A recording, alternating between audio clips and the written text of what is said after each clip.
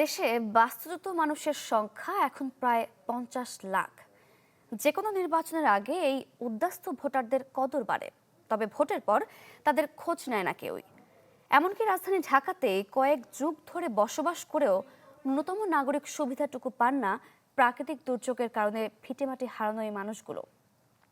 আসছে জাতীয় নির্বাচনে ভোটারদের জন্য নানা ইশতেহার থাকলেও উদ্বাস্তু ভোটারদের জন্য সুনির্দিষ্ট কোনো অঙ্গীকার নেই। সম্রাট হোসেনের রিপোর্টে বিস্তারিত। 40 বছর আগে বরিশালের নদী ভাঙনে ভিটেমাটি হারিয়ে এখনো মাথা গোঁজার ঠাঁই খুঁজছেন রাজধানীর করাইল বস্তির বাসিন্দা আবুল কালাম। কদিন আগেই ভয়াবহ আগুনে পুড়েছে তার ঘর। নিয়তি যেন কিছুতেই পিছু ছাড়ছে না পরিবারটির। তাদের মতো বাস্তুচ্যুত অনেক মানুষ দীর্ঘদিন ধরে ভোট দেন রাজধানীর ভোটার হিসেবে, কিন্তু আজও নাগরিক সুবিধা থেকে বঞ্চিত তারা। নির্বাচন হইলে এখানে অনেক কিছু দিয়া লাগবে, কয় এখন কি কম কন দিয়া লাগবে, কয় আমরা শুনি। নির্বাচনের আগে আমাকে নিয়ে ভাবে সবাই, নির্বাচন শেষ হয়ে গেলে আর কেউ ভাবে না। আসছে নির্বাচন ঘিরে ভোট চাইতে প্রার্থীরা যাচ্ছেন বস্তিবাসীর কাছে, কিন্তু বাস্তুচ্যুত ভোটারদের জন্য কোনো প্রতিশ্রুতি নেই কোনো দলের ইশতেহারে।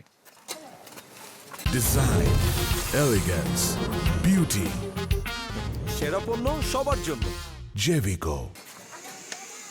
আন্তর্জাতিক অভিবাসন সংস্থা IOM বলছে, বিভিন্ন জেলা থেকে প্রাকৃতিক দুর্যোগ ও জলবায়ু পরিবর্তনের কারণে বাস্তুচ্যুত হয়ে ঢাকায় বাস করছে 7,90,000 মানুষ। তারা জাতীয় নির্বাচনে ভোট দেওয়ার সুযোগ পেলেও মৌলিক স্বাস্থ্যসেবা, সুপেয় পানি, স্যানিটেশন ও শিক্ষা থেকে বঞ্চিত। মুখেই বলছে যে এদেরকে পুনর্বাসন করা হবে, কিন্তু মাত্রকে এখন পর্যন্ত বাবা কিছু করে নাই।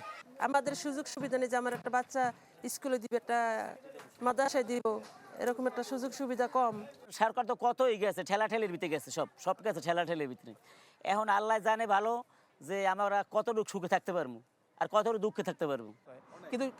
এই বিশ্লেষক বলছেন, রাজনৈতিক দলের ইশতেহারে বাস্তুচ্যুত ভোটারদের জন্য প্রতিশ্রুতি না থাকা হতাশার।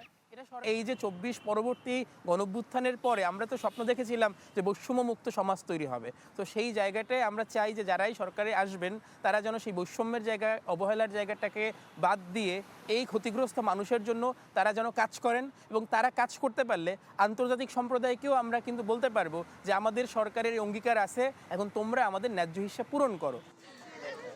IOM এর তথ্য মতে দেশে উদ্বাস্তুর সংখ্যা 50 লাখ।